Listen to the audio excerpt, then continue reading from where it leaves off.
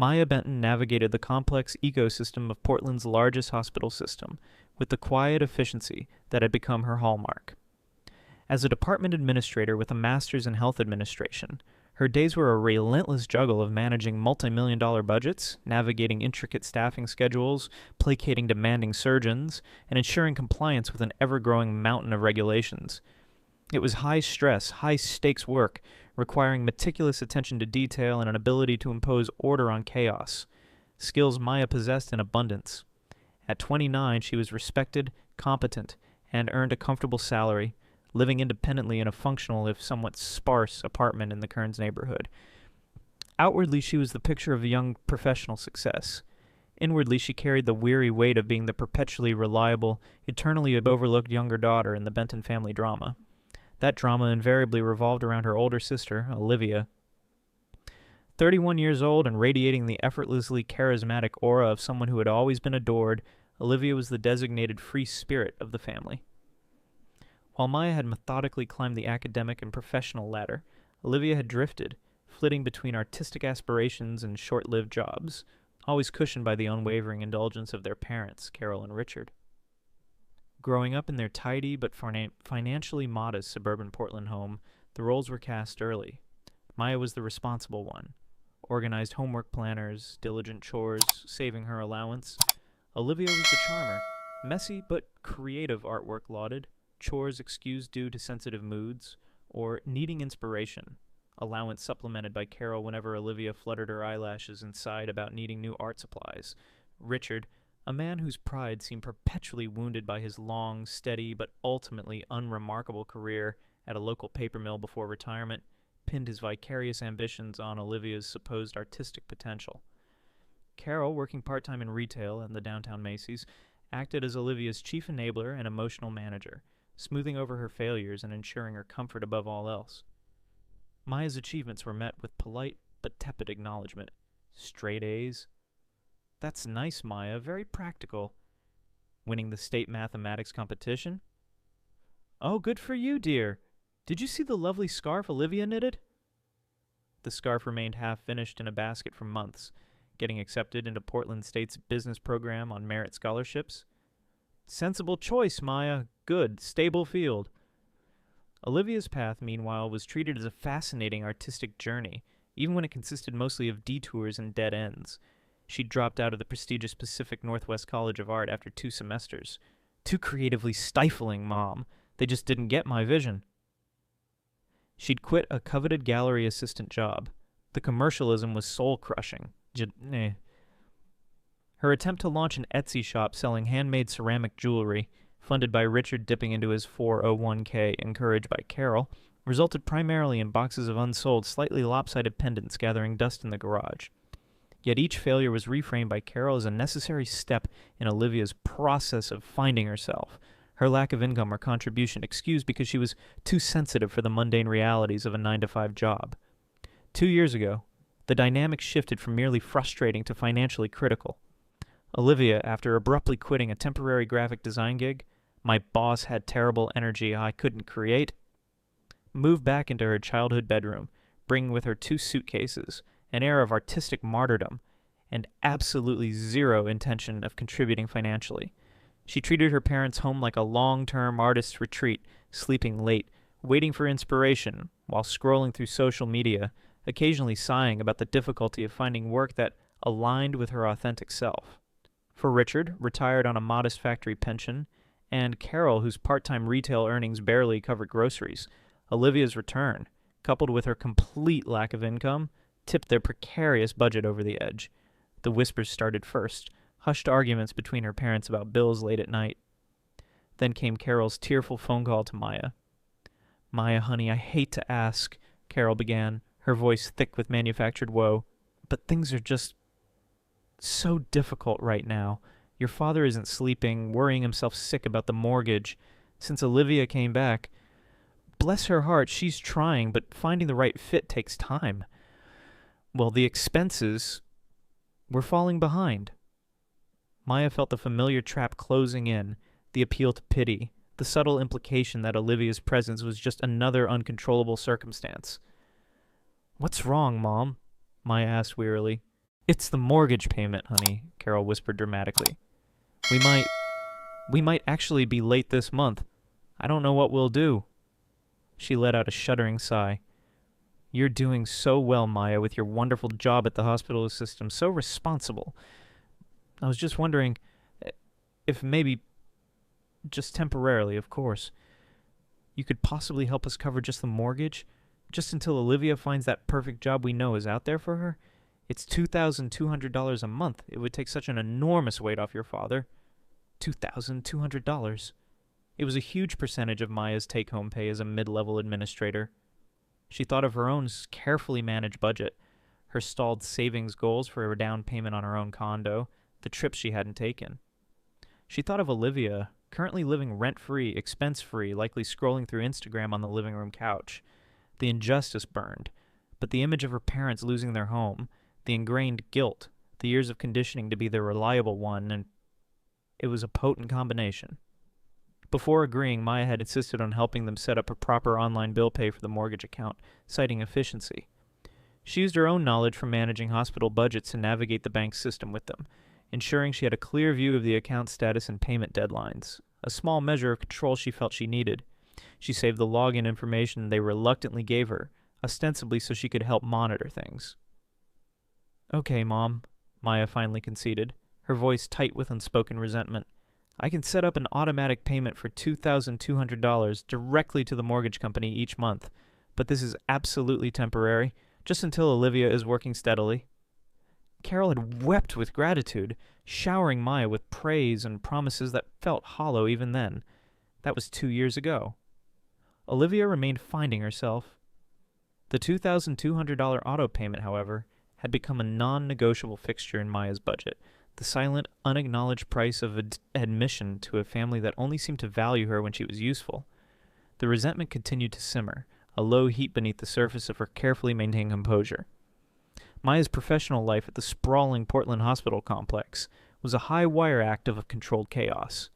As administrator for the surgical services department, she was responsible for orchestrating a complex ballet of budgets, staffing schedules, equipment procurement, and surgeon demands, all while navigating endless bureaucratic hurdles and the constant pressure of ensuring patient safety and operational efficiency. She was good at it. Meticulously organized, calm under pressure, adept at finding solutions amidst resource constraints. Her days were long, often stretching into evenings filled with reviewing reports or responding to urgent emails, fueled by lukewarm coffee and the quiet satisfaction of keeping her demanding department running smoothly. Her competence earned her respect and a solid salary, placing her comfortably in the professional middle class. But outside the structured environment of the hospital, her financial reality felt disproportionately constrained, burdened by the silent $2,200 weight deducted from her account on the first of every month like clockwork. That payment, earmarked directly for her parents' mortgage, represented nearly half her disposable income after taxes and her own modest rent. It meant her reliable, slightly older car stayed parked while she took the MAX train to work to save on gas and parking. It meant lunches were packed leftovers, not casual meals out with colleagues. It meant vacations were non-existent, weekends often spent catching up on work or simply decompressing from the stress, rather than exploring the Oregon coast or Cascade Mountains like her peers. Her dream of saving for a down payment on her own small condo in Portland remained stubbornly out of reach, the required sum impossible to accumulate, while effectively paying rent on 2 households. This reality stood in stark, infuriating contrast to the life her older sister, Olivia, was living 50 miles away in their parents' suburban home. Olivia, the artistic soul still finding her path at 31, contributed precisely nothing. Her days, as gleaned from Carol's carefully curated updates and Olivia's own infrequent self-absorbed texts, consisted of sleeping late, scrolling through social media for inspiration, occasionally dabbling in art projects that rarely materialized into anything tangible, but often required Carol to buy expensive supplies, and complaining about the crushing boredom of suburban life or the lack of truly understanding job opportunities. She lived rent-free, ate food purchased largely with funds indirectly provided by Maya, and offered only sighs and pronouncements about her sensitive nature in return. Maya tried periodically to gently broach the subject with her mother. During brief weekend visits, usually initiated by Carol under some pretext, Maya might cautiously inquire about Olivia's job search. "Oh, she sent out a few resumes last week." Carol would reply vaguely, quickly changing the subject. "But it's so discouraging for her, Maya. Nothing seems quite right, you know? Olivia needs a role that truly nourishes her spirit." "Maybe just a part-time job for now, Mom," Maya once suggested gently. "Like you have at Macy's? Just something to contribute, help out around the house?" Carol had bristled instantly. "Maya, really? Olivia isn't cut out for retail, standing on her feet all day, dealing with demanding customers. It would absolutely crush her sensitive soul. We need to be patient, support her while she finds her true calling." Richard, when present for these conversations, would simply retreat behind his newspaper or stare fixedly at the television, offering no support to Maya, unwilling to challenge Carol's narrative or confront Olivia's inertia. Discussing Olivia's lack of contribution, Maya realized, was futile. Her parents were locked in a cycle of enabling, fueled perhaps by guilt over Olivia's perceived fragility, or simply by the ingrained habit of prioritizing the needs, or whims, of their firstborn, charismatic but floundering daughter. The unfairness gnawed at Maya constantly. Driving home after these visits, the resentment would simmer, hot and acidic. She'd mentally calculate the total amount she had poured into that mortgage over the past 2 years. Over $50,000. $50,000 she had earned through stressful days and long hours managing budgets and personnel crises at the hospital. $50,000 that could have been her down payment, her investment portfolio, her chance to travel, her safety net. Instead, it was propping up a household that seemed content to let Olivia drift indefinitely while treating Maya like an obligated, invisible resource. She felt trapped in a web of unspoken expectations and manipulative guilt. She loved her parents, wanted them to be secure, but couldn't shake the feeling of being profoundly used. The temporary help had become a permanent subsidy, never acknowledged, never truly appreciated beyond Carol's initial dramatic relief. Olivia remained comfortably ensconced, showing no signs of achieving the footing that was supposed to end Maya's obligation. Sometimes, reviewing budget variance reports for her hospital department late at night, Maya would feel a surge of cold anger. She managed multi-million-dollar operational budgets with ruthless efficiency at work, yet her personal finances were held hostage by her family's inability to manage their own affairs or hold Olivia accountable. The irony was not lost on her. She considered stopping the payments countless times, rehearsing the confrontation in her head. But the ingrained guilt, the fear of her mother's inevitable tears and accusations, the deep-seated irrational worry about her parents actually losing their home, despite knowing Richard had a pension and Carol worked part-time. It kept her locked in the cycle. For now, but the weight was becoming unbearable, the resentment festering, building towards a breaking point she could feel approaching like a distant thunderstorm. That Sunday afternoon, Maya drove to her parents' suburban Portland home with a familiar sense of weary obligation. It had been another grueling week at the hospital, budget reports due, a JCAHO inspection looming, an unexpected staffing shortage in the ICU, and the last thing she wanted was to navigate the emotional minefield of a Benton family gathering. But she hadn't visited in a few weeks, and Carol's voicemails had taken on that specific martyr-like tone that usually preceded a guilt trip. As usual, Maya stopped for groceries on the way: milk, bread, coffee, fruit. The basics her parents always seemed to be running low on, another small, unspoken subsidy she provided. She let herself in the front door, calling out a greeting. The response was a tense silence that immediately set her nerves on edge. Usually Carol would be bustling in the kitchen, or Olivia would be sprawled on the sofa offering a distracted wave. Today the house felt unnervingly still, charged with a strange, expectant energy. She found them gathered in the living room, arranged almost like a tribunal. Carol was perched rigidly on the edge of the floral sofa, arms tightly crossed, her lips pressed into a thin, disapproving line. Richard hovered awkwardly by the fireplace mantel, fiddling with a picture frame, radiating his perfected aura of passive disappointment. And Olivia, naturally, occupied the most comfortable armchair, languidly scrolling through her phone, pointedly ignoring Maya's entrance. It felt less like a casual Sunday visit and more like an ambush. Maya placed the grocery bags on the edge of the kitchen counter, forcing a neutral tone. "Hey everyone, just brought a few things." Carol didn't even glance towards the bags, her sharp eyes fixed on Maya. "Maya, sit down. We need to talk." That phrase in Carol's lexicon never preceded anything pleasant. Richard cleared his throat uncomfortably as Maya cautiously sat on the opposite end of the sofa from her mother. Yes, Maya. Your mother and we've been doing some serious thinking about finances lately. Things are proving tighter than expected. Carol jumped in, cutting off Richard's hesitant preamble, her voice sharp and direct. Frankly, Maya, that part-time job of mine at Macy's barely covers my own gas and incidentals. Your father's pension is stretched thin, and this house... She gestured vaguely around the comfortable but slightly dated room. The property taxes just went up again. The roof needs patching before winter, and the utility costs are simply outrageous. She paused, letting the litany of woes hang in the air before delivering the payload. We were thinking, Maya, considering your excellent position at the hospital, department administrator, isn't it? Such a responsible job, very stable income. And you living alone here in Portland with relatively few expenses. Perhaps it's time you contributed a bit more significantly to the household. Maya stared at her mother, momentarily speechless at the audacity. More? After 2 years of silently carrying the largest single expense they had? More? She repeated, keeping her voice carefully level despite the surge of disbelief and anger. More than what exactly, Mom? More than the $2,200 I already deposit directly into your mortgage account every single month? The payment I've been making without fail for the past 2 years. Carol scoffed, waving a dismissive hand as if swatting away a fly.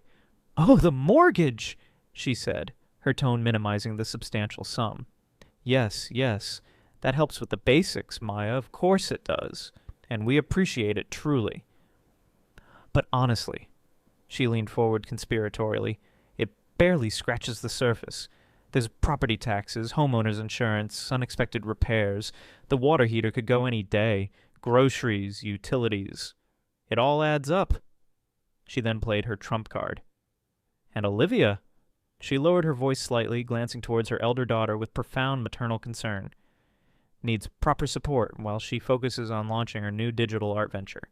She's taking an important online certification course, quite expensive, and needs funds for software subscriptions. Maybe a better laptop to handle the graphics. It's a crucial investment in her finally finding her professional niche.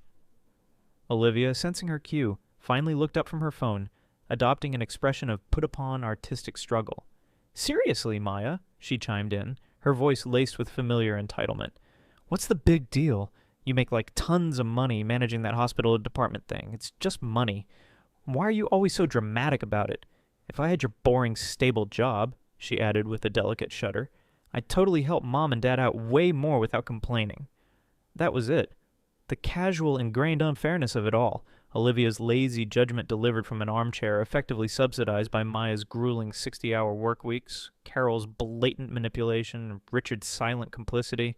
It finally snapped to the tightly wound spring of Maya's long-held resentment. The years of being the reliable one, the capable one. The one who sacrificed quietly while Olivia's failures were endlessly excused and funded. It all boiled over, not into shouting, but into a sudden, terrifying calm. She turned her head slowly, fixing her gaze directly on her sister. Help out, Olivia, Maya repeated, her voice dangerously soft, devoid of its usual careful neutrality. That's an interesting perspective. Tell me, what exactly is your contribution to this household these days? Besides, of course. Her voice gained a sharp, surgical edge, occupying your old bedroom rent-free, consuming groceries I frequently purchase, running up the utility bills I help cover, perfecting the art of sofa warming, and requiring Mom to do your laundry because you're too busy finding yourself. Olivia gasped, genuinely offended, color flooding her cheeks. How dare you? You have no idea! But Carol exploded first, leaping up from the sofa, her face contorted in righteous fury, instantly defending her favored child. Maya Benton! Don't you dare speak to your sister like that! She shrieked, her voice trembling, pointing a shaking finger directly at Maya. Olivia is sensitive. She is trying her best under very difficult circumstances. You wouldn't understand with your rigid, practical mind. You have no idea how hard it is for truly creative people. A short, harsh, incredulous laugh escaped Maya's lips. Her best, Mom? She's 31 years old and has been trying her best at achieving absolutely nothing productive while living off you for the better part of a decade. Richard finally raised his voice, stepping forward slightly, but only to reinforce Carol. That's enough, Maya. We didn't ask you here to insult your sister. We are asking you as our daughter to show some responsibility towards this family. This house, maintaining it, it's becoming too much for just your mother and me. If you were a good, grateful daughter, he emphasized the words, you would understand your obligation and step up without complaint. Obligation, responsibility, grateful. Always her burden, never Olivia's. Maya stared at them. Her furious, manipulative mother, her passively disappointed, complicit father, her perpetually excused, entitled sister, and something inside her, stretched taut for years, finally, irrevocably, snapped. Let me make sure I understand this correctly, Maya said, her voice chillingly calm now, utterly devoid of heat. You want me, she pointed to herself, to continue paying the entire $2,200 mortgage each month, and contribute more money on top of that, for taxes, repairs, utilities, and Olivia's digital art venture. While Olivia, she glanced dismissively at her sister, continues to contribute nothing and live here indefinitely? Carol's face hardened into a mask of rigid disapproval. We just thought, she said stiffly, her voice trembling with suppressed rage, that as our daughter, the one who has been fortunate enough to secure a successful career, you would want to help your family through a difficult time. It's about love, Maya, loyalty, something you clearly don't understand. Maya's gaze flickered briefly to Olivia, who was now watching the exchange with a mixture of resentment and smug satisfaction, clearly enjoying Maya being put in her place. And Olivia? Maya asked quietly, turning back to her mother. What is her role in this loving, loyal family besides being the recipient of everyone else's sacrifices? A very expensive, entitled houseplant. I hate you, Maya! Olivia screamed, leaping up from the armchair, her face flushed. Maya ignored her completely. She calmly reached down, picked up her purse from the floor beside the sofa, and retrieved the now empty reusable grocery bags from the kitchen counter. Funny, she said softly, almost to herself, but loud enough for them to hear as she walked towards the front door. I think I stopped truly liking any of you several months ago. Carol stood trembling, her entire body rigid with fury. That's it! She spat out, her voice shaking. You ungrateful, cold-hearted child! If you walk out that door right now, she declared, her voice rising to a near shriek, don't you ever bother coming back! You hear me? Don't come back! Maya paused at the threshold, her back to them. She could feel their enraged, expectant stares. They expected tears, pleading, capitulation. That's how it always worked, but not this time. She turned slowly, meeting her mother's furious gaze directly. A small, almost imperceptible, chillingly calm smile touched Maya's lips. Okay, Mom, she said softly, the words clear and final, if that's what you want. And then Maya Benton opened the front door, stepped out into the cool, gray Portland afternoon, and closed the door quietly but firmly behind her, leaving the stunned silence and simmering rage that her so-called family contained within the house she would no longer pay for. Driving away from her parents' house that Sunday afternoon felt like severing a deeply embedded, festering anchor. The initial shock gave way to a trembling wave of adrenaline, followed a terrifying, exhilarating sense of finality. Maya pulled over on a quiet side street a few blocks away, needing a moment to catch her breath, and the echo of her mother's furious ultimatum. Don't bother coming back! Still ringing in her ears. Her calm, okay, Mom, had sealed it. There was no going back. Her first act, performed with numb, deliberate fingers right there in her parked car, was to open her mobile banking app. She navigated to the scheduled payment section, found the recurring $2,200 transfer designated for her parents' mortgage provider, and tapped Cancel Payment. A confirmation prompt appeared. Are you sure you want to cancel this recurring payment? Maya pressed Confirm without hesitation. A small notification popped up. Recurring payment canceled. It felt like cutting a thick, heavy rope that had tethered her for years. She knew she couldn't return to her old apartment. It felt contaminated now, a known location where they could potentially show up, escalate the drama, attempt manipulations. She needed a clean break, a new space entirely untainted by the Benton family dynamic. The following week was a frantic blur of apartment hunting, packing essentials, and arranging a quick move. She found a smaller, simpler one-bedroom apartment in Portland's Selwood Moreland neighborhood. chosen deliberately for its distance from her parents' suburb and its quiet, independent vibe. She moved her belongings herself over a single, exhausting weekend, enlisting the help of only one trusted work colleague, Sarah, who asked no questions beyond, "Where do you want this box?" The new apartment, sparsely furnished with second-hand vines and lacking the familiar comforts of her previous place, felt undeniably hers. It smelled of fresh paint and untapped possibility, not simmering resentment and unspoken obligations. As she unpacked the first few boxes, she made another crucial decision regarding communication. Blocking their numbers immediately felt too final, too much like an aggressive act that might provoke an unpredictable response. Instead, she simply muted the conversation threads from Carol, Richard, and Olivia on her phone. She created email filters routing anything from their known addresses directly into a separate folder labeled Family Unread, which she had no intention of opening. She muted their social media profiles.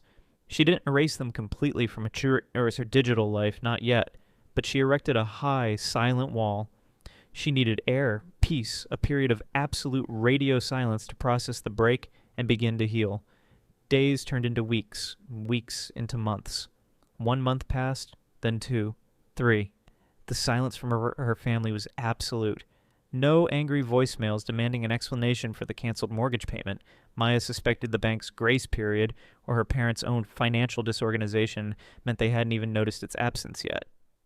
No tearful calls from Carol pleading for reconciliation. No awkward texts from Richard pretending nothing happened. No manipulative messages from Olivia blaming Maya for the tension. Nothing. This profound silence was more telling than any angry outburst could have been. It confirmed with painful clarity what Maya had long suspected, but perhaps refused to fully believe. Her presence, her emotional well-being, her entire existence outside of her financial utility was fundamentally irrelevant to them. They hadn't missed her. They likely hadn't even truly registered her absence beyond the cessations of her help and the inconvenience it might eventually cause. The hurt of this realization was deep, but it was also strangely liberating. It severed the last lingering tendrils of guilt, the last vestiges of hope that they might someday change or appreciate her. They only valued what she provided, not who she was.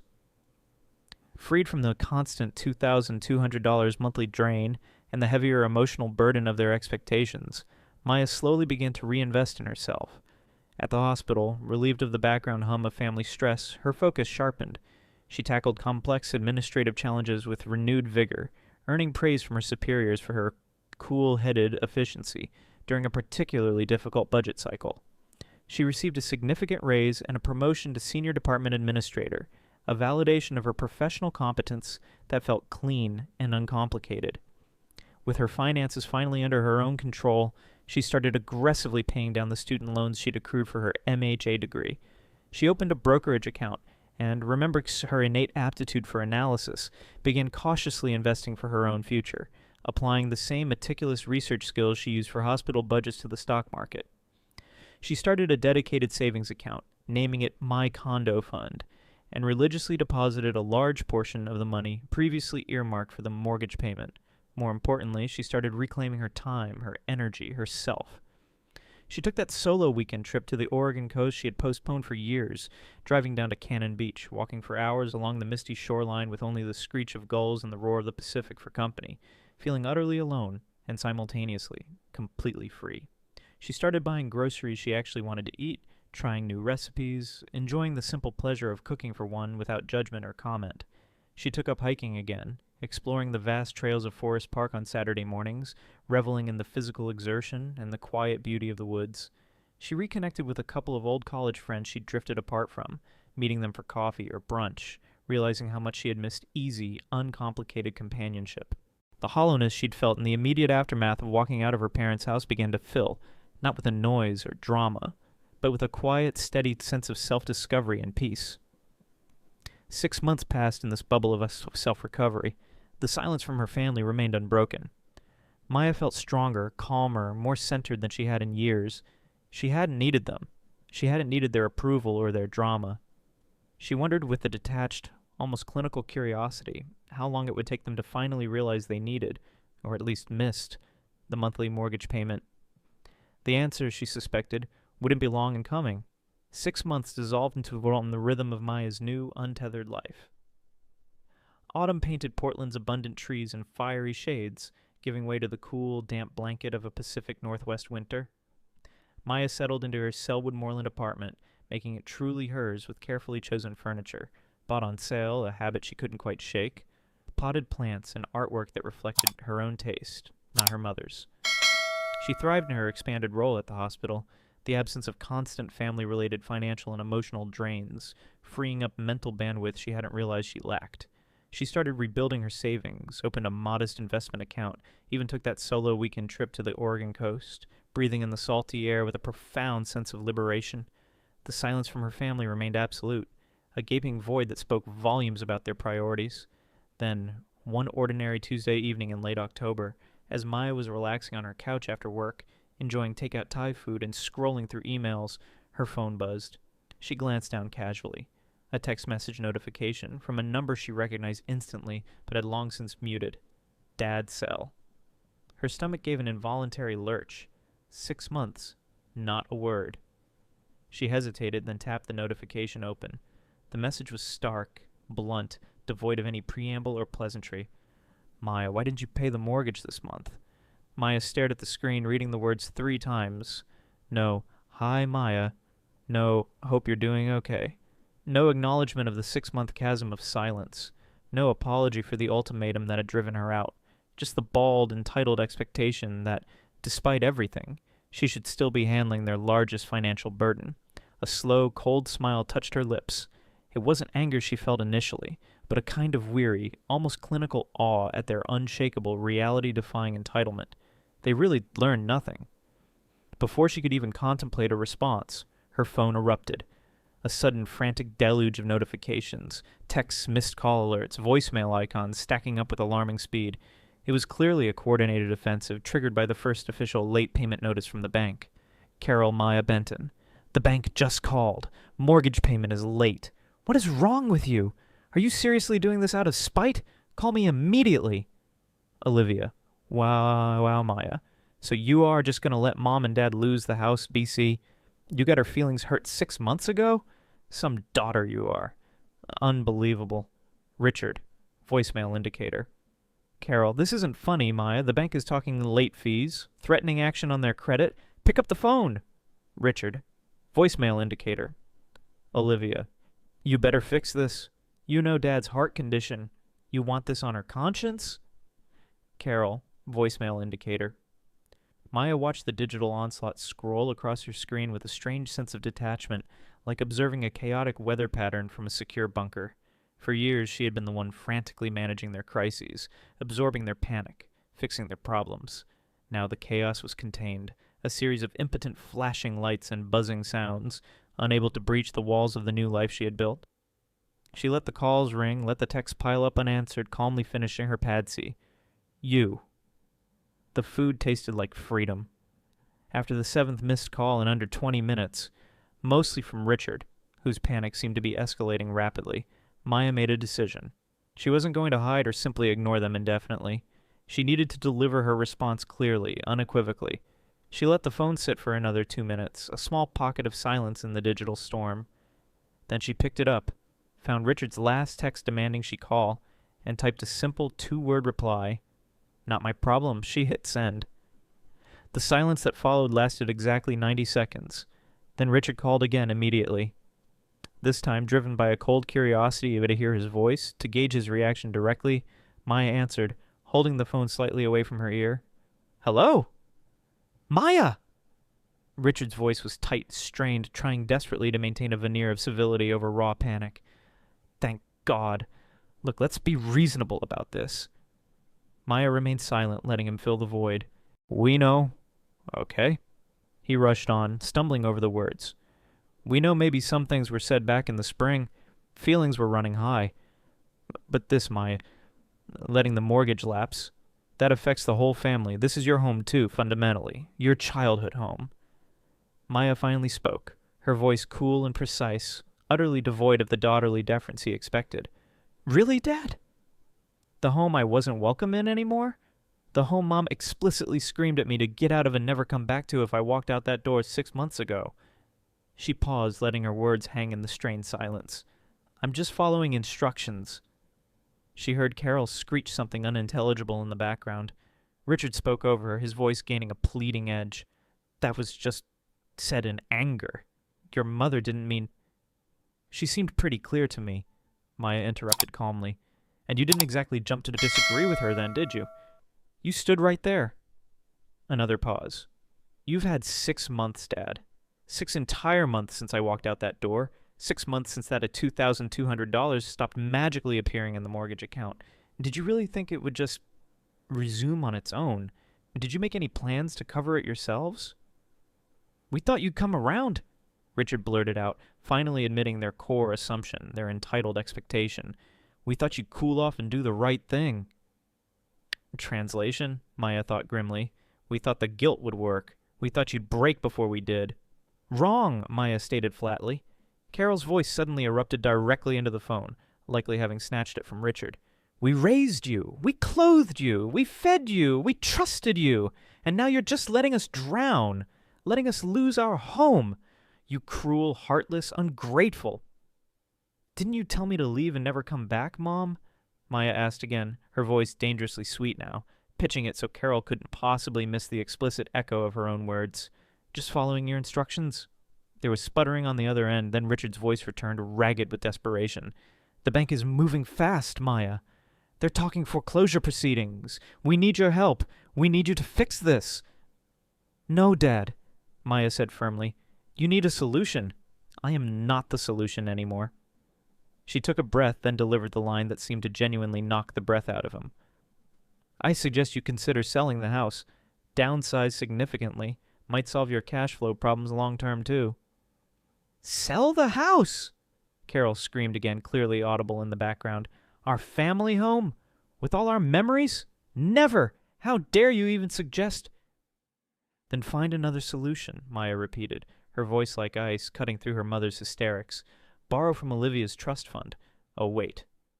She let the silence hang again. Because I'm not it anymore. She paused, then added with chilling finality.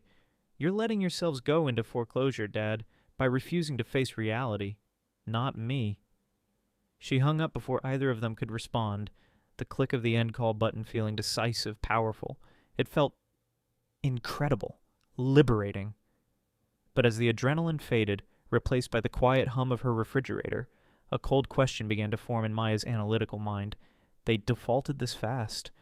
Within 6 months of her payment stopping, even with Richard's pension and Carol's part-time job, defaulting completely on a mortgage that quickly seemed odd, unless they were already in trouble before she walked out that door, unless her $2,200 hadn't actually been covering the full payment for longer than she knew.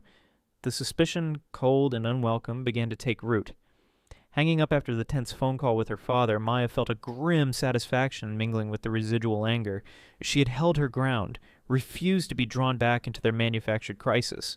But as the adrenaline faded, a nagging question surfaced, sharp and insistent. Why had they defaulted on the mortgage so quickly? Even without her $2,200 contribution starting in June, after the May payment she'd already made before leaving, Richard's pension and Carol's part-time wages, while modest, should have been enough to cover at least partial payments or negotiate with the bank. Delaying foreclosure proceedings for more than just 6 months, especially since she'd been covering the largest single expense previously, unless the financial rot ran deeper than she knew. Fueled by a cold suspicion, Maya opened her laptop. She still had the login credentials for her parents' online mortgage portal saved, credentials she'd set up for Carol years ago, and had been given explicit permission to use initially to help monitor the payments she herself was making. She hadn't logged in since canceling her auto payment 6 months prior, seeing no need. Now she navigated to the bank's website, entered the familiar username and password, and held her breath as the account summary loaded. She clicked on payment history, scrolling back methodically. April, March, February, January. The screen displayed a stark, undeniable truth that made her blood run cold. The last full mortgage payment had been credited in early March. The April and May payments, months when her $2,200 transfer had definitely occurred, showed only partial amounts applied, significantly less than the required $2,200. Before that, there was a history of sporadic late fees stretching back even further. They hadn't just started struggling when she stopped paying.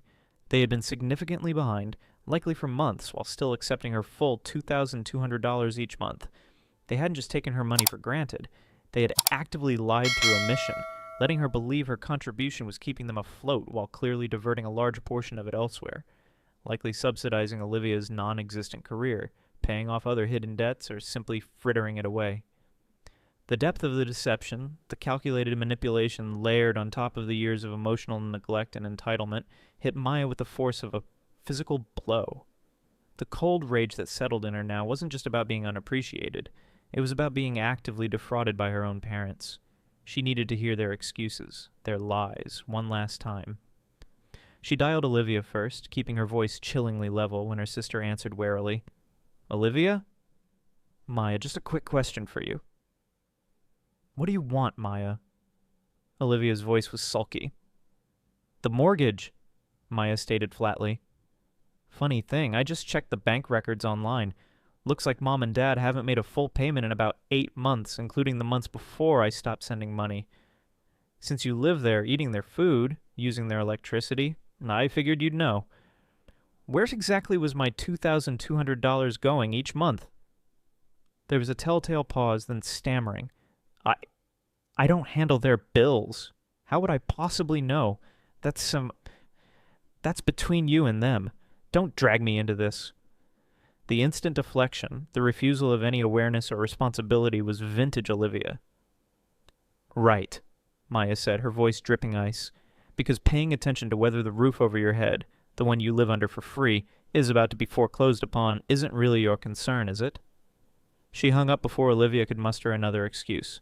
"Next, Carol." Maya dialed her mother's number, steeling herself. Carol answered immediately, her voice tight with a mixture of grievance and anxiety. "Maya? Did you call the bank?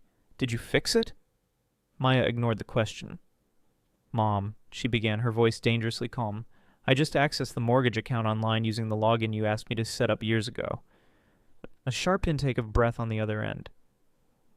You did what?" "You haven't made a full on-time mortgage payment in at least 8 months, Maya stated baldly. "Even during the months you were readily accepting $2,200 from me, money I explicitly sent for the mortgage. You lied to me, consistently, for months. Where did the money go?" Carol sputtered, caught completely off guard.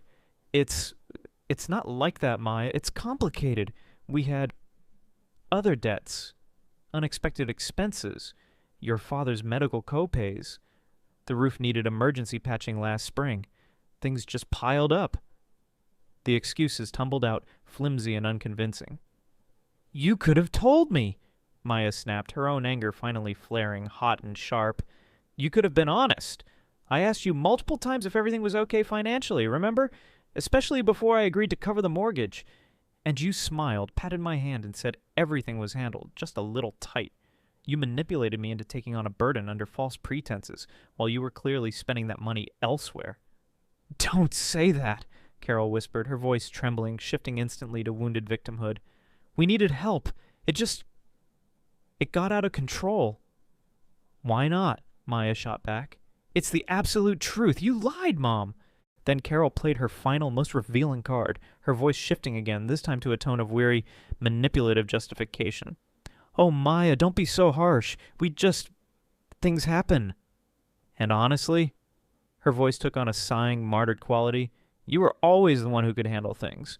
You're so capable, so organized with your hospital job.